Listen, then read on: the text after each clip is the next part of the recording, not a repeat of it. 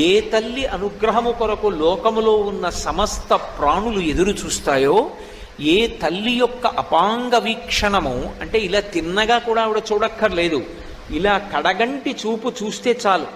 అపాంగై అమ్మవారు ఇలా చూస్తుందిట, కడగంటి చూపు అంతే. ఆ ఒక్క చూపు చేత ఒకడు మహదైశ్వర్యవంతుడవుతాడు. అమ్మవారికి యశస్విని అని ఒక పేరు లక్ష్మీదేవికి.